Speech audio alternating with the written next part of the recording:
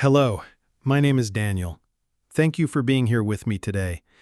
If you enjoy real heartbreaking cheating stories from Reddit, don't forget to subscribe to the channel. It really means a lot to me. This is a story that's been haunting me ever since I read it.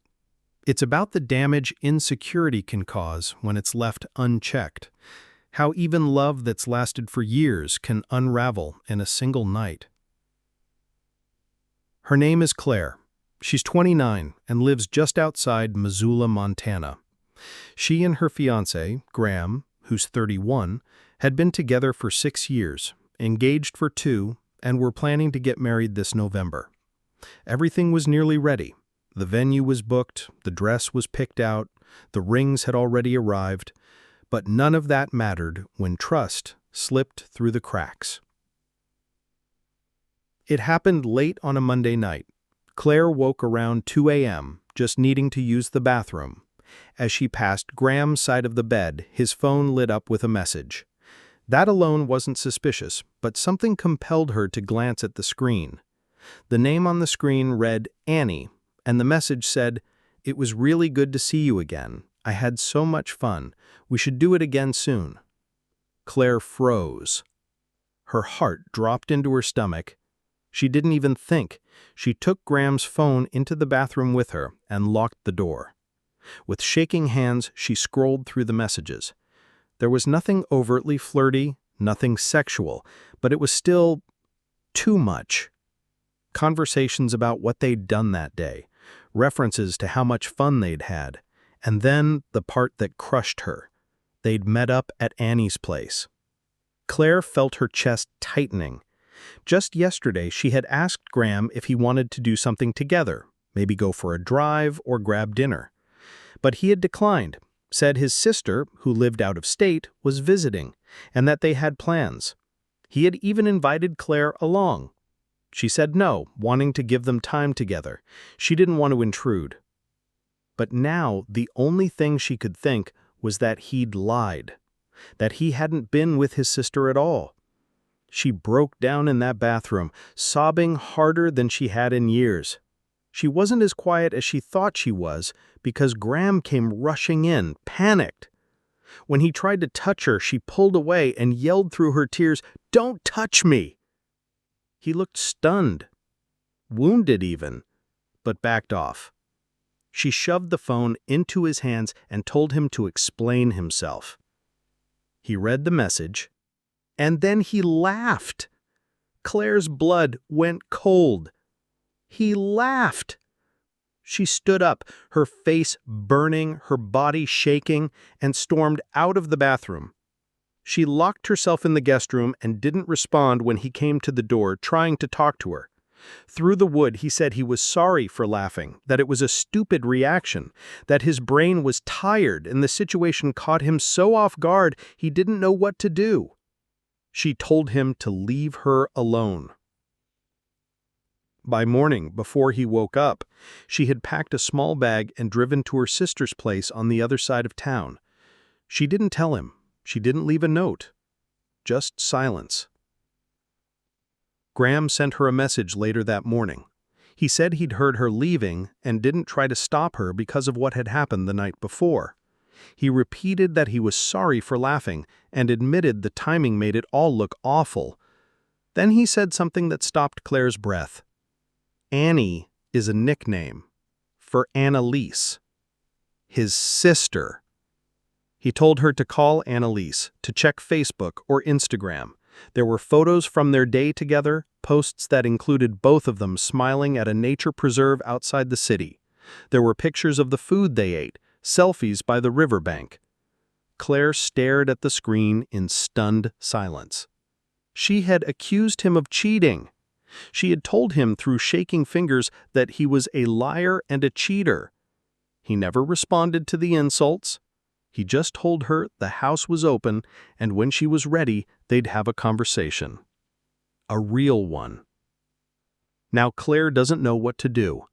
She's been curled up on her sister's couch for 2 days, too afraid to go back, too ashamed to face him. She knows what she did. She knows it was wrong. But in that moment, the fear, The echo of a betrayal from her past just took over. And now she might lose the only man who's ever loved her the way she needed to be loved.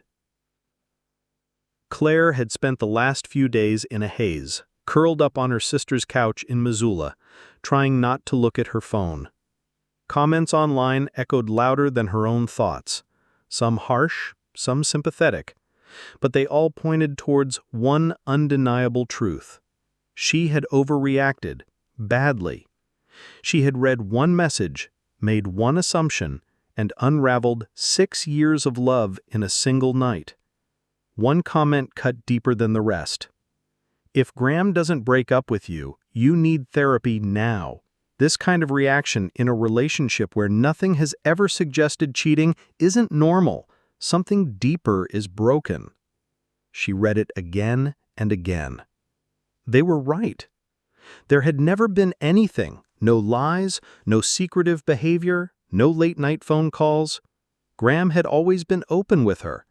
They even knew each other's passwords, never felt the need to hide a thing. And yet her first instinct was betrayal. Another user chimed in. You're projecting.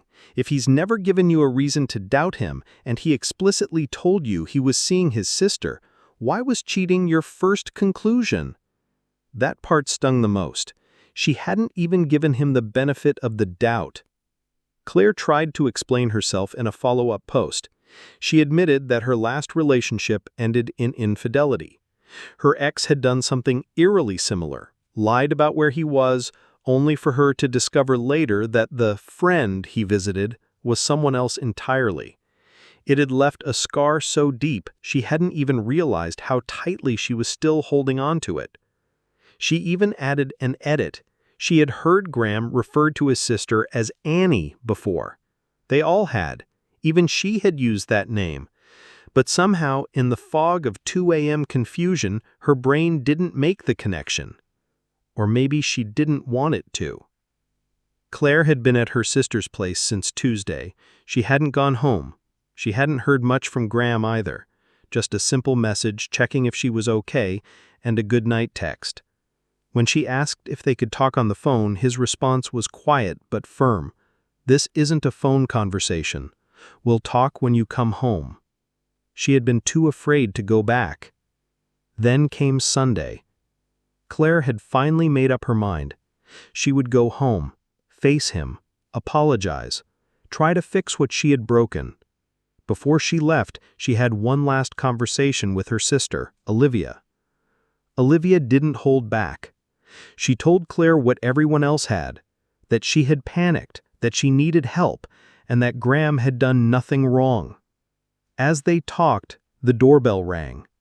It was early, too early for a Sunday. Claire's heart started racing when Olivia opened the door. Graham was standing there. For a moment, everything inside her twisted with hope. She ran to him, eyes full of tears, arms reaching for his familiar warmth. But he took a step back, and then another. He said, "Can we talk?"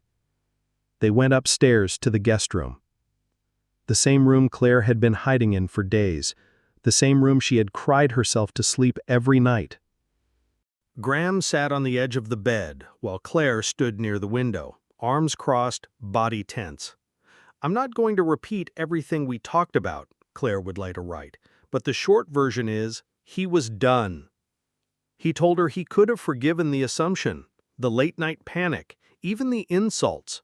But what he couldn't forgive was how she ran, how she shut him out, how she let her insecurities dictate everything and didn't even let him speak. 6 years of building something together, and one text message sent it all crashing down. He reminded her that everyone called his sister Annie, even she had. He brought up specific moments, vacations, family dinners, birthday cards, where the nickname had been used. "You know this," he told her. "You've always known." Claire tried to explain. She said her mind went blank, that her past had come rushing back. But he didn't accept it. "Stop making excuses," Graham said. "I'm done." She begged him to stay, showed him the bag she had packed, said she was ready to come home. but he only said, "Too little, too late." His eyes were hollow when he looked at her, cold, detached, like all the warmth that had once been there had frozen over. The last thing he said before leaving the room was something Claire would never forget. "I hope you find someone who can handle your insecurities and childishness, because that someone's not me." She didn't even have time to react. Two of Graham's friends arrived not long after, hauling her boxes from the back of his truck and setting them on the lawn. No words, no goodbyes. Now Claire just sits in silence, staring at those packed boxes like they're full of ghosts. She hasn't eaten all day. She can't stop crying. The emptiness feels louder than anything else. She knows she messed up. She knows she pushed him away. But something inside her still whispers that it isn't fair, that one mistake, even one as big as this, shouldn't end everything. And yet, maybe it already has. The comments didn't stop, and Claire kept reading them, even though every single one felt like another cut across an already bleeding heart. One in particular hit her harder than she expected. "Did you want him to cheat? Because that's what it looks like. You knew his sister's name was Annalise. You even called her Annie before. So why were you so sure it was something else? It's like you were looking for a way out." Claire blinked at the screen, stunned by the bluntness of it. Was that true? Did some hidden, buried fear want to sabotage the best thing she had? She didn't think so. She didn't want to lose Graham, but the idea that maybe, just maybe, she had sabotaged her own happiness made her stomach churn. Another commenter chimed in with something even colder. "Good on him for walking away." "What do you mean it's not fair that he dumped you? You accused him of cheating without letting him speak. Then you ghosted him for a week like a child hiding from punishment. You don't want a partner. You want someone to tolerate your emotional outbursts and coddle your insecurities." Claire felt like she couldn't breathe. She had told herself she made a mistake, that she had let a past trauma take over her thoughts. But now the mirror was being held up. She wasn't just someone who had overreacted. She had hurt him, publicly, deeply. And now strangers were calling her out in a way no one else had before. They weren't wrong. She had been cheated on before, 5 years ago. It had been a different city, a different man, but the same sick feeling in her gut the moment she realized something was wrong. She had seen a message on that ex's phone, too, something that didn't say much but meant everything. And when she confronted him, he confessed. That wound never closed. She thought it had. She thought she was healed. But when she saw Annie's name pop up on Graham's phone, her mind hadn't just jumped, it had detonated. There was no pause, no reason, only fear. Another comment read, "You need real psychological help. If you were cheated on that long ago and you're still using it as an excuse to be manipulative and jealous, then you've got deeper issues. This isn't Graham's fault, it's yours. And now it's your burden to carry." Claire replied quietly to that one. "I wasn't trying to manipulate anyone. I just panicked. My mind went there before I could stop it." Someone named Malcolm responded gently, but still honestly. "I bet you weren't cheated on by Graham. He's been with you for 6 years. Trust works both ways. You say he's never hidden anything from you, so why didn't you trust him when it mattered most? You've got to work on this, for yourself. If this isn't a one-time thing, if this is a pattern, I would have walked too." Claire added a final note. "He dumped me this morning. And no, I never believed he would cheat on me. Not really. It's just, when I saw the text, everything else fell away. I froze. I reacted like I was still that broken girl from years ago. And now I've ruined the life I was supposed to have." But life didn't stop to let Claire pick up the pieces. That's when another storm quietly rolled in. Her father, Anthony, had always been someone who lived through appearances.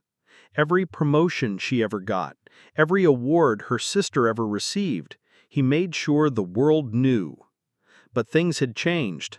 After their parents' divorce, Anthony had stayed involved at first, then he met a much younger woman named Vanessa. Vanessa was polished, sharp, always perfectly put together. Claire had only met her once, and it had been enough. There was something cruel simmering just beneath her smile. Anthony married her not long after they started dating, and from that moment on, it was like Claire and her sister didn't exist. Vanessa didn't want her new husband communicating too much with his adult daughters. She set the rules: no texting too often, no holiday visits if it meant seeing his ex-wife. She even checked his phone regularly. Now, Claire was planning a wedding, or she had been. And despite everything, she still wanted her father to be there. She told him Vanessa wasn't invited. To make it fair, she hadn't invited her mom's boyfriend either, even though he was kind, respectful, and supported her like a real parent. Her father's response? A thumbs-up emoji to the save the date card. That was it. No questions about the venue, no call to ask about the dress, not even curiosity about the interfaith ceremony Claire and her fiancé were planning, something that had stirred questions from nearly every other family member. Worse, he hadn't told anyone she was even getting married. He planned to lie, to tell Vanessa he had a work trip, and show up alone. But Claire doubted he'd actually come. She suspected he would wait until the last minute, then cancel. Her sister, Olivia, disagreed. He's going to show up, and he's going to bring her, just to make a scene. He told me Vanessa has as much right to be there as Mom. Claire stared at her phone, then at the empty suitcase still sitting in the hallway. She was already exhausted, and the wedding hadn't even happened yet. There were moments Claire wished she had just left the invite blank. No father's name, no awkward expectations, no hoping for someone who never really showed up when it mattered. Some commenters tried to be fair. One person pointed out something Claire hadn't wanted to admit, that her father, Anthony, might be a victim too, that Vanessa, for all her charm and composure, had slowly isolated him from his daughters, from his old life, and from anything that didn't center around her control. She's not letting him go to the wedding because she sees it as a threat, one user wrote. She probably wouldn't have let him attend even if you had invited her. Your dad might be spineless, but that doesn't mean he's not also being manipulated. Claire read that and stared at the wall for a long time. She couldn't deny it. Vanessa monitored his phone, scheduled his life, even told him which holidays he was allowed to celebrate with his children. Still, Claire hadn't forgotten who Anthony was before her. A cheater. A man who had lied more times than she could count. There were at least 3 women during her parents' 10-year marriage that they could prove he'd slept with. Vanessa may have been the latest in a string, or maybe she was the one he cheated with. Either way, Claire and Olivia had warned him this woman wasn't stable. But he didn't listen. He never did. Someone else chimed in with a theory. It sounds like he wants to be there, but the only way he can go is by lying to her. That's why he's hiding it. He knows if she finds out, there'll be hell to pay. But if you keep texting him about the wedding, she'll see it when she checks his phone. If you want him there, call. Don't text. Claire realized they were right. The first time she told him about the wedding, it was over a phone call. She thought it went well. He sounded pleased, if a little distant. She sent the save the date card later, and that's when things started getting strange. The thumbs up emoji. The silence, the sense that something was unraveling behind the scenes. She didn't know that he hadn't even told Vanessa yet. She didn't understand why he couldn't just say, "It's my daughter's wedding. I'm going, with or without you." But that wasn't who Anthony was. Not anymore.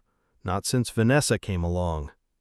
As questions began piling up from extended family, some wondered why Claire hadn't invited her mom's partner, Mitchell. She explained that leaving him out was a strategic move. If she had invited Mitchell and excluded Vanessa, her dad would have refused to attend altogether. It wasn't worth the fight. Her mom understood. Mitchell did too. He agreed to stay behind and look after the dogs while the rest of the family traveled for the wedding. It wasn't fair, but Claire was trying to balance the impossible. Or so she thought.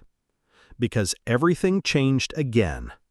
Anthony finally told Vanessa about the wedding, but instead of accepting the boundary that she was not invited, he told her she was invited.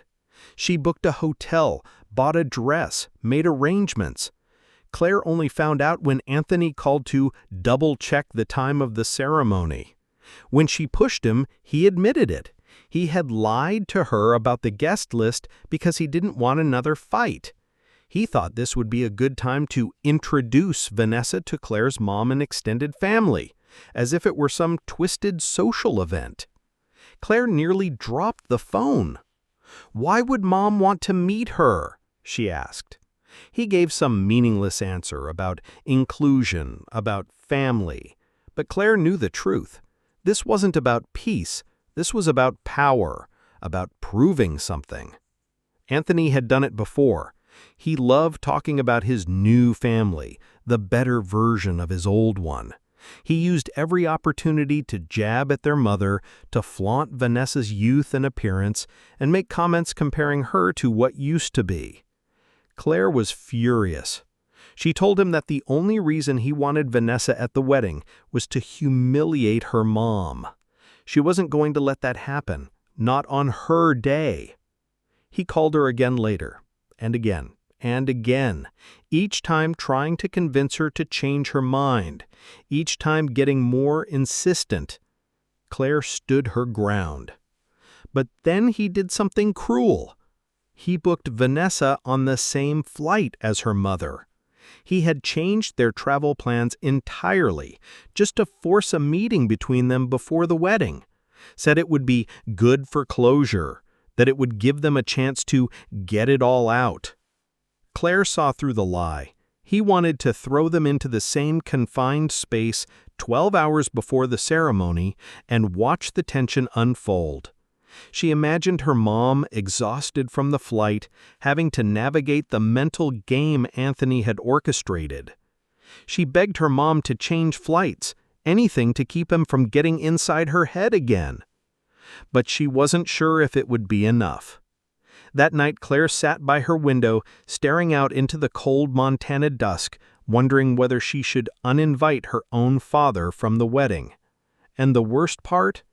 She wasn't even sure if it would hurt him. The reason Claire hadn't uninvited her father, even after everything, boiled down to one thing: her mom. Her mother, despite all the pain Anthony had caused her over the years, still urged Claire to keep the door open. She said, "You don't have to forgive him, but he's still your dad. One day you might regret shutting him out completely." Claire wasn't sure she agreed, but her mom had always been more gracious than she needed to be. So Claire left the invitation untouched. Anthony had only learned her mom's travel plans because he asked, under the pretense of avoiding a conflict. Claire and Olivia had assumed he was trying to stay clear of drama. It never occurred to them that he was collecting that information for something else. Claire didn't post anything about the wedding right away.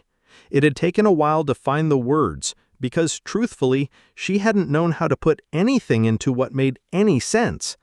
The night before the wedding, everything had finally fallen apart, and it had felt like she was watching it all happen from the outside, powerless to stop it. In the days leading up to it, Anthony had confirmed, once again, that Vanessa believed she was invited. Claire confronted him, told him it wasn't true, told him to fix it. Anthony promised he would. Instead, He booked Vanessa a flight and then, in what Claire could only see as a calculated move, deliberately changed his flight so that he and Vanessa would end up on the same plane as her mother and grandfather. She had specifically asked him not to do that. Her mother didn't need that stress, not on the day before her daughter's wedding. Claire asked him to change the flight again. He said he would. Then he called her and told her that he had, offering some vague excuse he'd planned to tell Vanessa. He also accused Claire of being a horrible person for assuming the worst of him, that he hadn't done anything out of spite, that he was trying. But then he told her mother something different. He admitted he had booked the same flight on purpose, said it would be good for them to meet, said it would help break the ice. Claire knew that wasn't true. He wasn't interested in building peace. He just wanted to prove something, to show off. Her mother, who still insisted on giving him the benefit of the doubt, urged her not to uninvite him. She said, "He's still your father, and I know how much you want him there." Claire gave in. And then, 2 days later, came the worst moment of all. Her phone rang late that evening. The caller ID was her father's, but when she answered, it wasn't his voice on the other end. It was Vanessa, screaming. Claire could barely process what was happening. Vanessa had apparently gone through Anthony's phone, again, and found the messages between him and Claire discussing the flight change. In her rage, she called Claire directly, launching into a tirade so vicious it left Claire trembling. "You're unhinged," Vanessa shouted. "You're disgusting. What kind of woman in her 30s still talks to her parents every day? That's not normal. You're jealous because your dad has a new life and you're not part of it." Claire tried to stay calm. She really did. She told Vanessa she was sorry she was upset, that the situation wasn't really about her, that the only reason she wasn't invited was because Claire didn't want either step-parent at the wedding, not Vanessa, not her mom's partner. But Vanessa wouldn't listen. She started attacking Claire's mother. "Your mom is a fat old cow," she yelled. "No wonder he left her." And that was it. Claire snapped. She told Vanessa exactly what she thought, that she had never hated her before, but she did now, that she was manipulative, cruel, and that Claire was relieved, grateful she had never been invited. Then Claire hung up. She sat on the edge of her bed for several minutes afterward, heart pounding, hands shaking. In the background of the call, she had heard her father's voice faintly protesting, "Oh no, don't be mad at her," as if he were watching a disaster unfold and doing nothing to stop it. The next morning, Anthony called. His tone wasn't apologetic. He told Claire that Vanessa was only upset because he hadn't told her about the flight change, that Claire's response was too harsh, that the fight was her fault. Then he asked the question that made Claire want to scream. "Do you really think this is my fault?" She said yes, without hesitation. He paused, then replied bitterly, "You just don't want to take responsibility. None of this would have happened if you just invited her like I asked." Claire nearly laughed. "Do you really think you have any say in my wedding? You didn't ask what kind of ceremony we were having. You didn't ask to see the venue, the dress, nothing. You didn't contribute a cent." He hesitated again. Then quietly he asked, "Am I still invited?" She didn't pause. Obviously not. Before hanging up, he said one last thing. "Be careful what you write to me. She checks my messages." And with that, Claire knew. Whatever thread had been holding their relationship together had finally snapped. Because Vanessa was monitoring his phone, Claire simply said, "I'm not speaking to him again, so that won't be a problem." The wedding itself was quiet, emotional, but peaceful. Her mother walked her down the aisle, her hand trembling slightly in Claire's. No one showed up to cause a scene, no surprise guests, no drama. And in the silence of that ceremony, something in Claire finally exhaled. It had all been so much more painful and chaotic than she ever imagined. For weeks she had feared what her father might do, whether he'd show up, whether he'd ruin the one day that was supposed to be hers. In the end, he didn't come, not because he couldn't, but because he wouldn't. He had chosen lies over love, control over connection. Some who heard the story called it karma. Others pointed out he might be in an abusive situation himself, but Claire knew, whatever he was trapped in now, he had built the cage himself, and he was the only one who could break free from it. Many people live through what Claire did, trying to manage family expectations, navigating the wreckage of betrayal, and balancing their own peace against people who thrive on control. If someone in your life repeatedly crosses boundaries, makes everything about themselves, or uses guilt to manipulate your emotions, that's a red flag. Sometimes people weaponize the idea of family to excuse toxic behavior, but your mental health matters more than their comfort. You have every right to protect your peace. If you're dealing with a controlling or emotionally harmful relationship, consider these steps. Set clear boundaries and enforce them. Communicate only in safe formats, calls over text if devices are monitored. Talk to a therapist to untangle guilt from obligation. Don't ignore that feeling in your gut, that subtle signal something is off. The hardest part is realizing that love doesn't always mean loyalty, and sometimes the people who are supposed to protect us are the ones we need to protect ourselves from. But healing begins when you choose you.